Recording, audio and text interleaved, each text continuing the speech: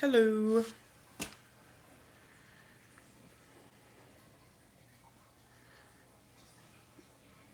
So, guys, I just wanted to dance for a second. I just wanted to dance. I'm really excited about this topic, IgG versus IgM. And I'm sure a lot of y'all, if you are new to contracting herpes, you've seen these quote unquote, numbers based off or words or letters, don't even think it's a full word, but a letter, hey love, on your test result. So when you receive your test result, this is what you receive. And typically you receive this test result. When you receive this was a blood test. When you did a culture, they typically come in the room and tell you, hey, you have herpes, blah, blah, blah, blah. And then later on, they'll let you know you have to ask them to run another test to tell you which one is which. Okay. So today, IgG and IgM is a blood test. Okay, guys. Typically, when you get a blood test, you do not have any symptoms at all. If you do have symptoms, get your symptoms checked. So my whole thing, just say for example, if you're somebody who knew on my page and you're kind of like, I think I have herpes, I'm kind of nervous, I think I have it. If you have any symptoms, you have some itching, burning, any blisters, any cuts, any pimples, any swollen lymph nodes in your neck or in your genital area, if your head's hurting, if you have tingling all over your body, aching, any of that, any type of discharge, go get tested because I tell you the best way to get tested is a culture. And the best time to get a culture as soon as you see those symptoms. A lot of us what we mess around and do, which I almost messed around and did, was take too long to get tested. And typically we take too long to get tested because we're scared. Like, oh my God, I think I know what it is. I'm already ashamed. I don't want anybody looking at it. They're gonna think I'm nasty or disgusting, whatever. I completely understand that. But I also I'm going to answer everybody's questions in a minute. So, you also have to understand that the best time to find out if something's going on as soon as it happened. That's even with the cold. If anything happened to you, your doctor say just the best time is early detection. Okay, earlier it is, the better for them to get a better culture. Because what are they going to do is, I know this is dreadful, but this has happened. They're going to take the area, whatever area it is, and they're going to take a culture. So they're going to take a little Q-tip and they're going to scrape that area. It is painful as crap, especially if you're healing. Okay, and it hurt anyway. But they're going to try to take as much as they can of the liquid or the fluid that's on it, and then they're going to go and look under a microscope. Okay, and then they can tell what it is. All right, typically most doctors can tell based off looking at it, but as we know, human mistake. Everybody outbreaks don't look the same. Some of you guys have pimples. Some of y'all don't hurt at all. Sometimes it's just a thin, like paper cut.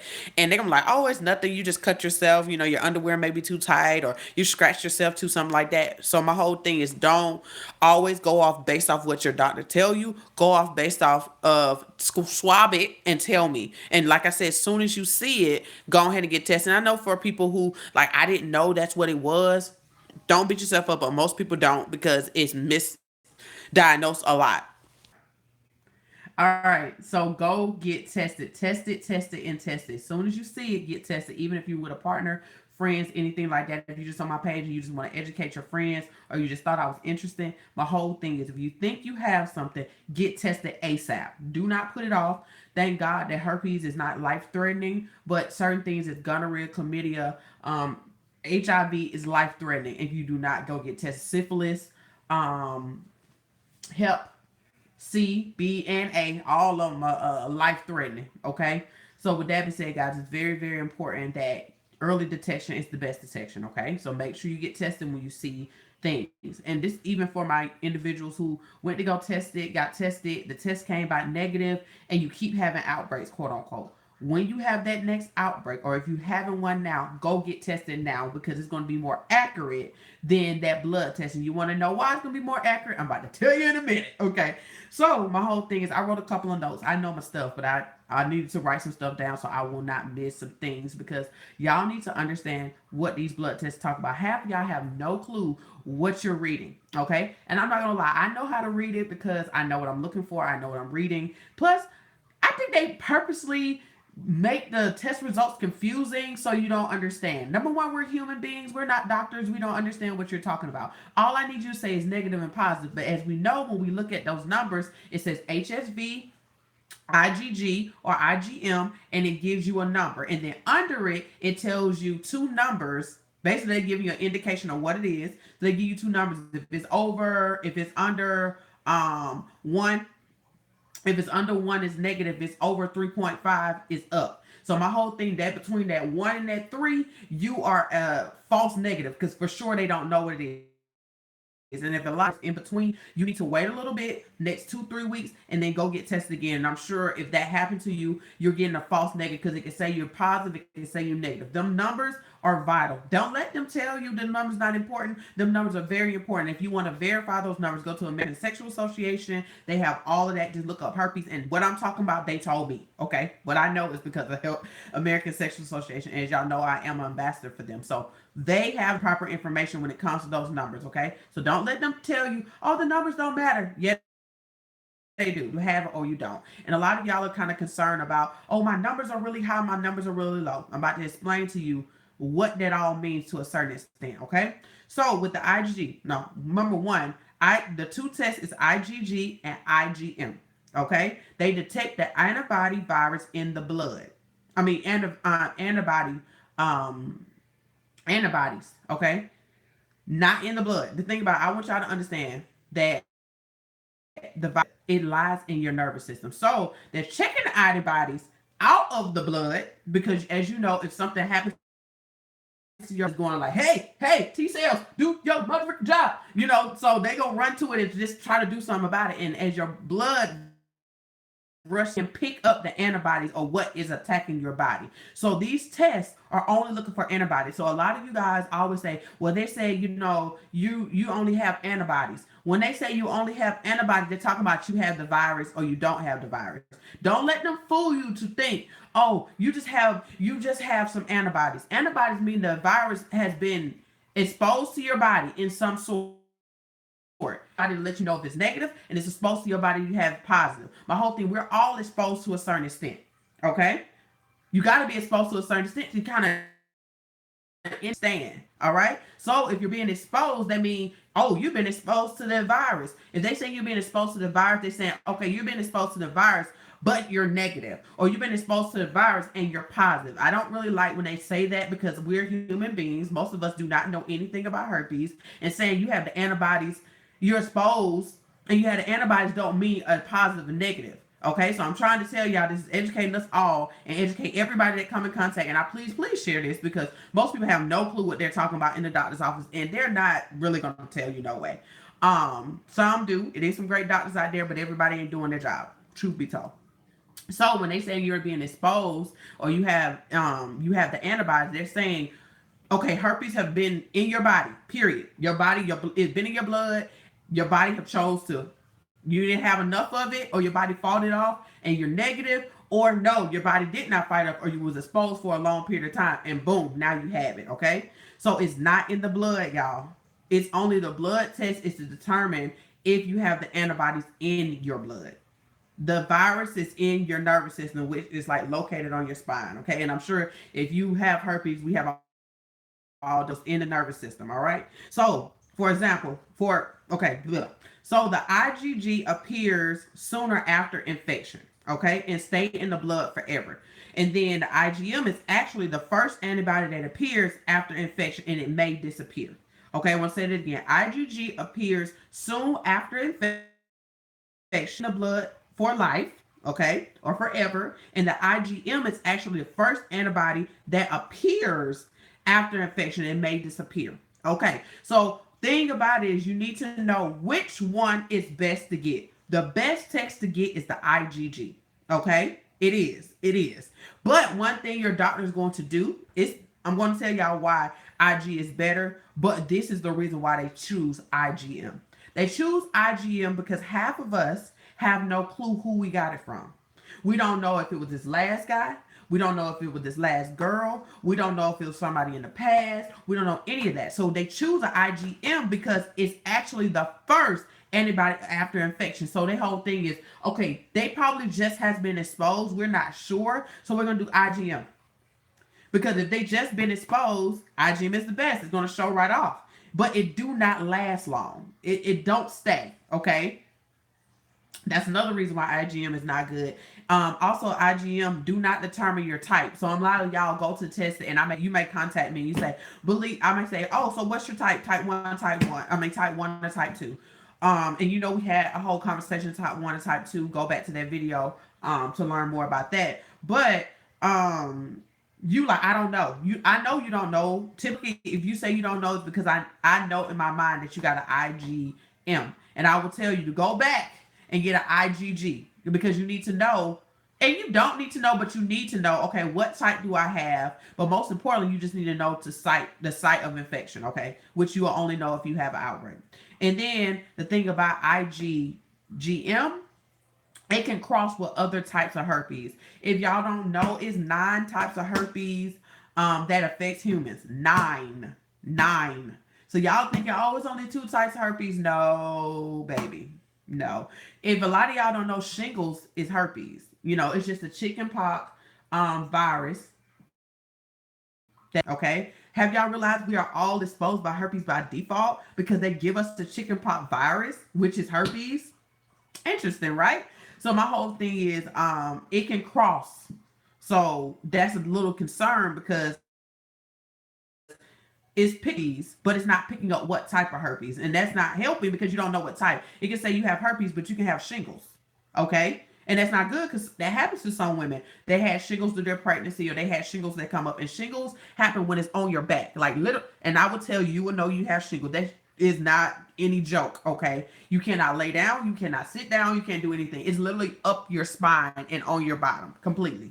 All right, and it's very, very, very, very painful. Good thing is they do have a vaccine for that, but they typically talk to people who are over like 55 years old when it comes to shingles. But as we know, everything is starting to happen a little bit earlier. But like I said, the IgG will not tell you what type. So you can have shingles, or you can have another type of herpes, and you wouldn't know. You just say, "Oh, you have herpes," and you look like now you freaking out. Think you have type one, type two, or you have a genital oral, and that's not even the type of herpes you have. So it's very, very important that you know what type, and you need to tell them what type of herpes I have. I know it's 9 types of herpes. I need to know what type of herpes it is. It's very vital for you to be educated because they will not tell you anything at all. And now you walking around thinking that you gonna affect the world, and that's not even the case. So it's very, very important that you ask what type of herpes it is. So I want to say that again. IgM is actually the first antibody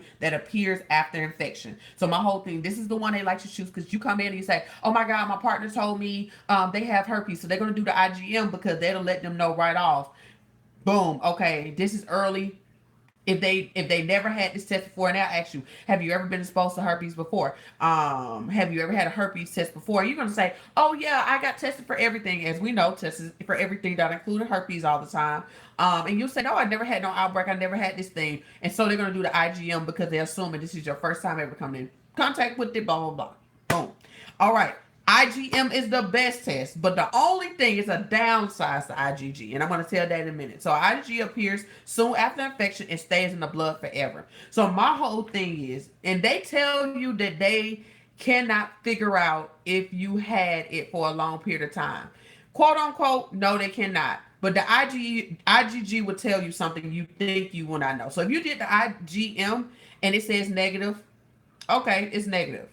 If you turn around and get an IgG and it said that it's positive, that means that you have had herpes for over 12 to 16 weeks. Okay? You won't had it for a longer period of time because it takes, for some people, it varies detection level. Because the thing about it is it takes some time to show up. It don't just like this one, it just focus on the antibodies. This one's staying in the blood. So my whole thing, it takes some time. So you can get an IgG now, just say, you just found out they gave you IgG and say negative, but you keep having them outbreaks. You're having the outbreaks because you have herpes, but it haven't shown up in your blood yet because it varies person to person. So my whole thing, y'all always hear me. If you're going to get an IgG, wait 12 to 16 weeks. It varies person to person. It can start as early as 2 weeks, but the best thing is 12 to 16 weeks is the typical. By then, it will show up in your system on an IgG if you have herpes or not.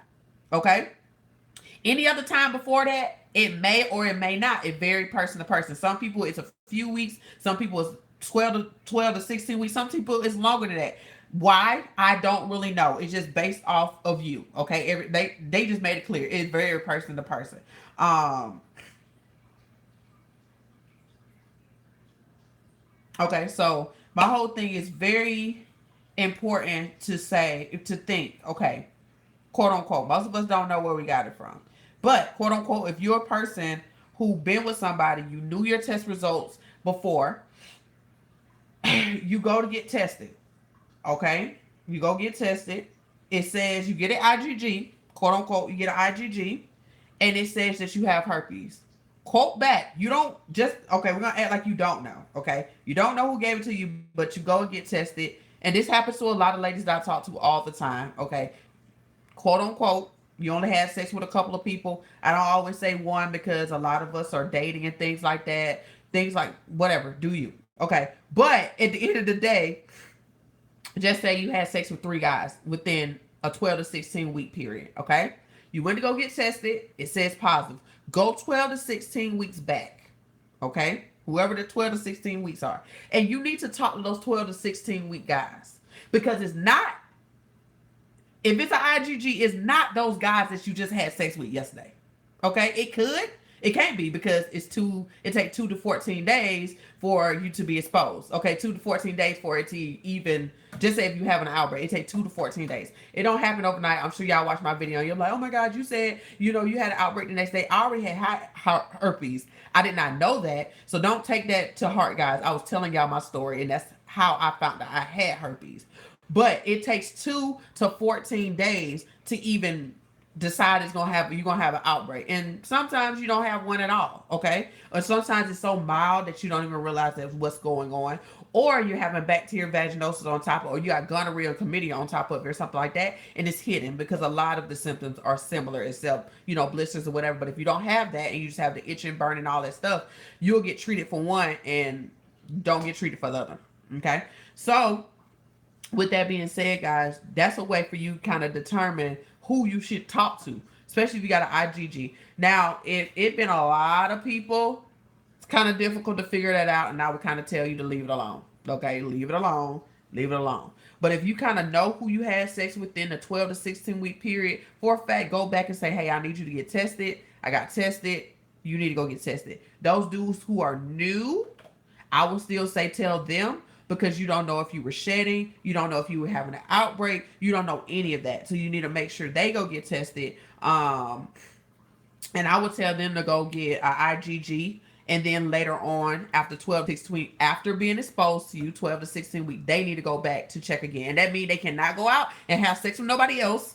Okay, that's you included. So just think, okay, I had sex with this guy. I'm not sure if he has herpes or not. Okay, you got to wait 12 to 16 weeks before you mess with anybody else because it takes 12 to 16 weeks for the max, okay, for IgG to show up. Okay, so with this being said, guys, this is one of the main reasons that we never can figure out who gave us herpes because number one, being truthful, we have a lot of sexual partners sometimes. That's not everybody. I'm talking about myself. I'm not talking about you. I'm talking about me. Okay, so it's hard to determine where you got it from because you are having sex with a couple of people in a 12 to 16 week period. And it's kind of hard to trace back. Okay? And it's all to trace back if you've been with a lot of people over a time period. What you gonna do? Call everybody? Not happening. So that's why they say it's very difficult to find out because it takes a minute to show up. It really do take a minute to show up with the IgG. With the IgG, it can determine if it's type 1 or type 2, but you cannot determine site of infection. It's oral or genital. So this is where I was telling y'all that type 1, type 2 don't really matter because you don't know your site of infection. Okay? You have no clue what your site of infection is. So if you go get tested, you will never know. If you ain't never had an outbreak, you will never know if you got it oral or you will never know if you got it genital until you have an outbreak. And that's the scary part because you're now freaking out trying to think, okay, am I going to have it on my mouth? Am I going to have it down there? If I'm going to have it on my mouth, am I going to have it down there? How am I going to deal with it? And I know this stressful, but you won't know until you have an outbreak. And my whole thing is I don't want you stressing out, which I can't stop you from stressing out. But my whole thing is, and y'all can't stress because stress is a trigger, but you have to understand Where type 1 and type 2 go don't matter to a certain extent. For years, they believed type 1 was genital based off,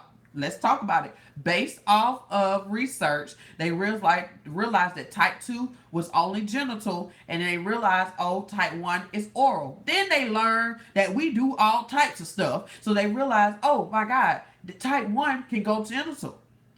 And if somebody's down there, what do you think if you got a cut in your mouth or anything like that that's going on in your mouth, which the mouth is a very sensitive area, open you up to it.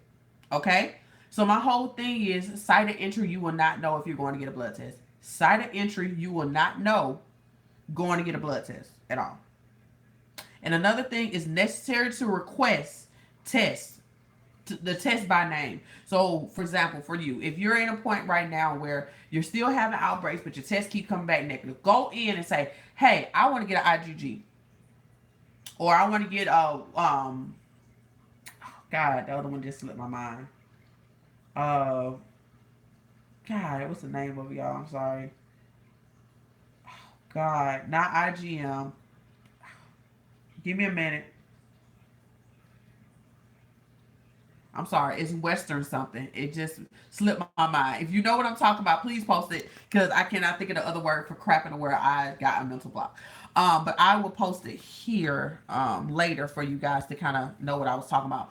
But you want to request by name what the test is, because if you go in, they're going to test you based off of what they use in their doctor's office, and most doctors, truth be told, don't always use an IgM. They use an IgG. They always use an IgM because they basing it off thinking that this is a new infection, compared to it could be an older infection and you won't know it if you don't take an IgM, especially. So example, if you get both tests at the same time, one says negative, I get this all the time. One says negative and one says positive. Whatever says positive is your truth. Being honest. Okay? Because if you got IgM and say positive and say IgG, it is negative, that means this is a new infection. Okay? The first antibody that appears after infection, IgG means that the first actual antibody. So this is new. This is new. Okay, you just got it. All right. So with that being said, IgM is not going to show up, or quote unquote the IgM show up and the IgG show up and the IgM do not. IgG showing up because you don't had it for a longer period of time. You don't had it over 12 to 16 weeks. Okay, for it to show up, or vary body by body. Okay, but quote unquote 12 to 16 weeks is max that it shows up. Okay, IgM is negative because that's not your first antibody that appears after infection. Okay, that's confusing because y'all like, well, one says positive, one says negative. Now I go back and one say negative, one say positive, because at the end of the day, it's going back and forth, back and forth, back and forth. When you get your test result, okay, make sure you ask them what this freaking test result means, or simply ask me, send me the picture, and I'm willing to interpret it with you. Okay, I don't have no problem with that because I do it all the time. But my whole thing is, guys, y'all gotta ask them what the crap are they talking about, because it's like, why do it keep changing back and forth, back and forth? Number one, because it's antibodies. Simple as that. And on top of it, y'all may think, oh, why the number's so high? You have more antibodies. That's it. Just more antibodies. It's nothing else. It's just more antibodies. That's more antibodies. That's all. That's all. It's nothing else. No, that's all. That's it.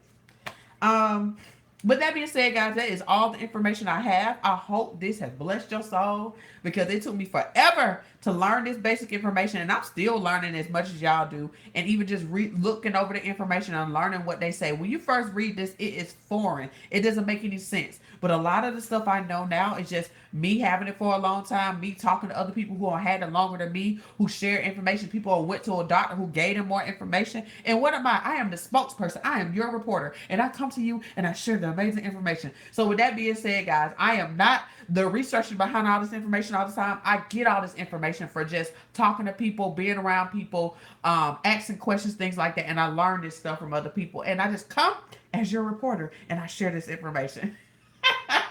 So with that being said, guys, I hope that helped you so much. I hope that gave you some clarity. If you are confused completely, watch the video, get some clarity, take some minute, Go to American Association, read over what they say as well. Look at your test results again. Go based on what you know. Cool. Okay.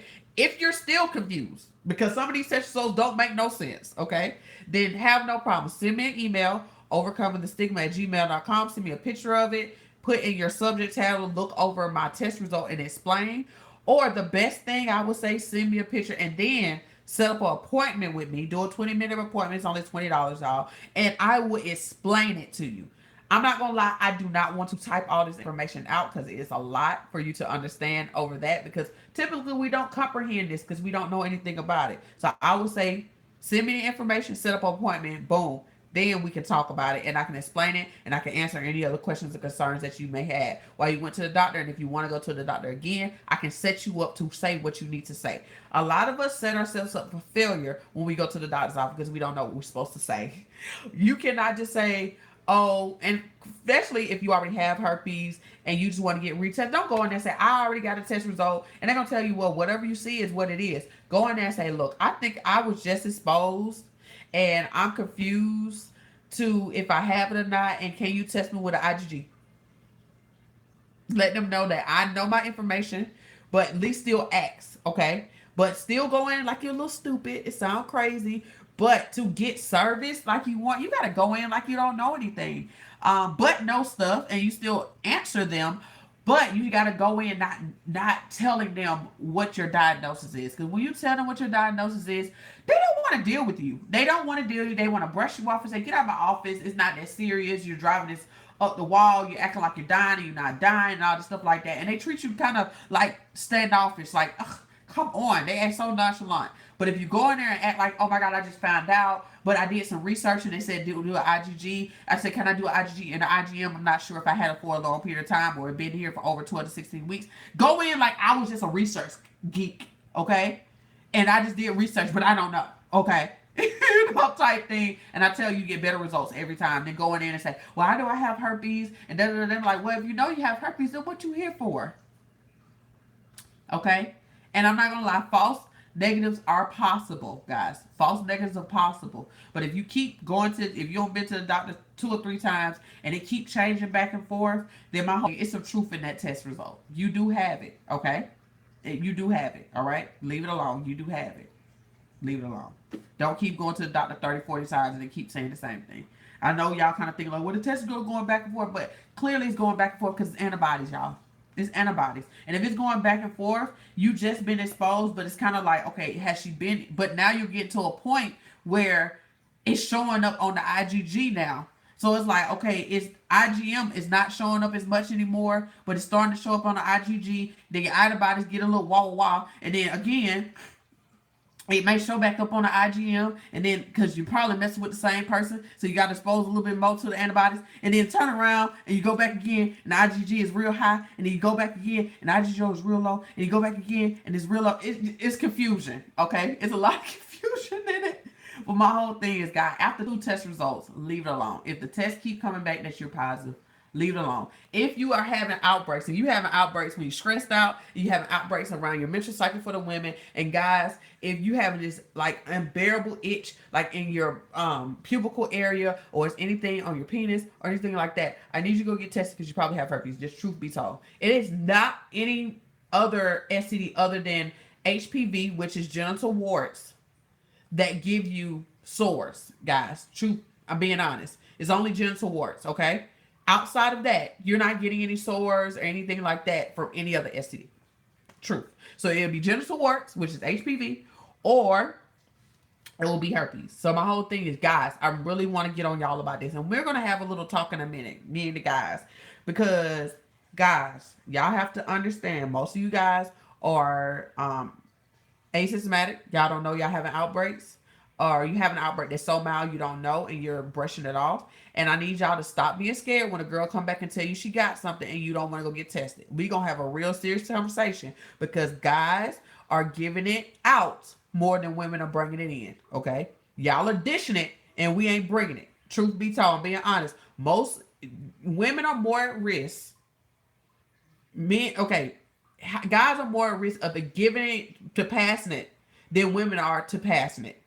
Okay, just being honest. And I think that is because most men do not pay attention to their bodies the way we do. When we find out we got something going on, we shut it down. We got some yeast infection, we got bacteria roads, we got something, some itching. We ain't touching you, okay? But a dude, he's like, well, I just think I got a little jock itch. Oh, it's a little bump. I'm gonna leave it alone, and they'll go on ahead and get in it, okay?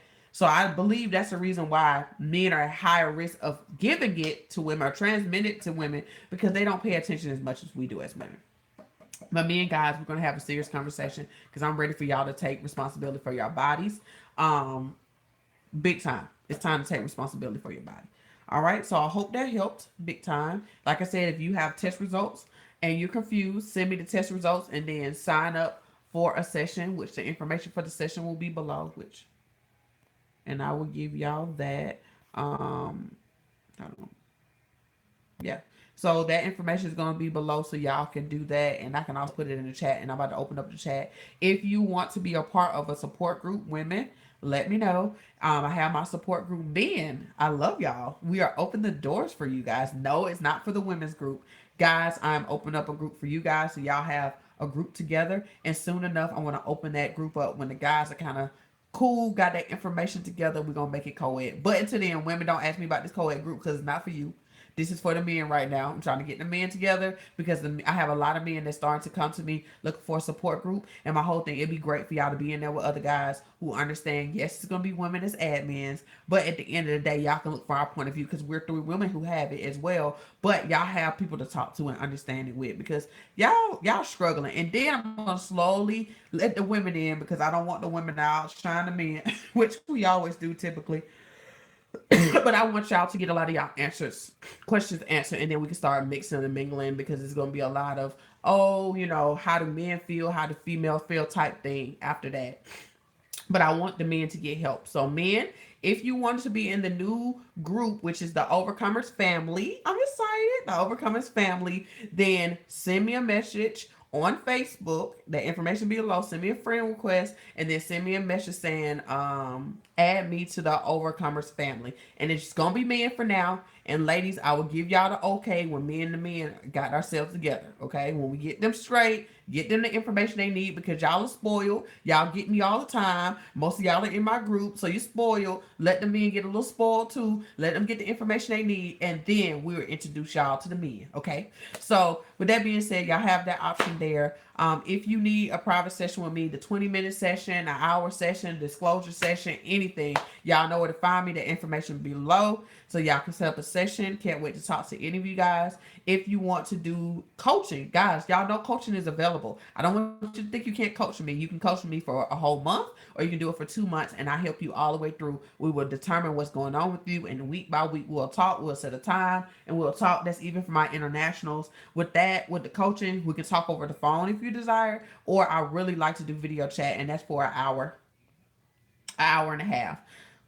Guys, truth be told, we can talk for an hour and a half. I easily can go over an hour, especially talking to y'all about different things. So with that being said, if you're interested in the coaching, let me know. That starts at $65 a week for at least for the four weeks. And then if you want to interested in 2 months, it start at $85 a week, and we'll go from there. If you need the help, let me know. I've done coaching with so many people, and voila, they're doing amazing. My two admins did coaching with me, and now they're my admins. And one of the young ladies have disclosed, and she shares her story with the world, and that is Crystal Jordan. She do have a YouTube page, so go over to Crystal Jordan, watch her video. She got a couple of videos on there. But the thing about interest about Crystal, she knew her boyfriend had herpes, and she accepted her boyfriend, and she ended up getting herpes later from her boyfriend. So my whole thing, that's an interesting story. If you're dealing with that type of situation and you want to talk to somebody you can relate to with that, because that wasn't me. If you want to relate, Crystal is an amazing person to reach out to. So go over to Crystal Jordan, subscribe to Crystal, for sure. Subscribe to her and talk to her. She also have an inbox, so you can talk to her privately if you're going through that as well. She's amazing girl. I love her dearly. She is my boom coon, y'all. She's in a lot of my pictures. If you see me, any of the pictures on my Instagram, on my Facebook, that's Crystal. That's who I'm with all the time. Because she moved here. So that's it, guys. I'm going to open up this chat because y'all know I turn it off because I'm nosy and I be looking at talking about. So I'm about to see what y'all talking about. Okay. All right. Thank you for telling me what the test was. Ah, yes, thank you. What do it mean if your levels keep going up? just more antibodies. Is one test better than the other? Okay. IgG is always better than IgM. IgG is better because um that's most importantly because one type you have. Because IgM won't tell you what type you have. That's the biggest difference. It tell you what type you have. Okay. So yes. So I love y'all. I'm going to. Anybody have any questions or concerns? Anything? I keep these videos down because our videos can be really long. So, hey, Bleeze, do you think taking Valtrex when thinking you are having an outbreak cause an outbreak? If you're having an outbreak, you're having an outbreak. Valtrex do not cause outbreaks. Valtrex is helping to reduce outbreaks, but y'all have to also understand if you trigger an outbreak, how much Valtrex you put in your body, your outbreak is going to come on. Valtrex is not a cure. Valtrex is like a reducer. It's helped to kind of stabilize you and try to keep you. But if or you eating certain things or whatever, most important stress. But if you're stressed at the max, you're gonna have an outbreak. Now, what the Valtrex will do if you're having an outbreak is cut the time. Soon as you get an outbreak, boom, it'll cut you. The whole thing is if you're still stressing, then your outbreak will continue to go even if you're taking that medicine anyway. And I want y'all to understand, an outbreak, a trigger can outweigh that Valtrex any day. And it sounds great. Yeah, Valtrex is great. But really, Valtrex is really not even to reduce an outbreak. Valtrex is really put there to help you reduce your chance of transmission and shedding. It sounds good, y'all. I'm being honest. It sounds good. I was on that side. I know people who are having, including myself, having outbreaks back to back to back and tap Valtrex every day and faithful. And then you have your people who take it and great, but they know they triggers. They're not out, they're not eating the chocolate, they're not drinking all that wine, whatever they made their problem, or they'll take the Valtrex around their menstrual cycle, or they're deciding to do other supplements as well on top of that, and they figured out what works, so now they're not having as many outbreaks. But Valtrex is not triggering outbreak. It won't bring on an outbreak. Your triggers is bringing on an outbreak. So you got to learn what that is, sweetie. Okay? I hope that helped. I hope that helped. Well, Golly, if you need me, you know where to find me. I'll be talking to you soon, soon, soon, soon.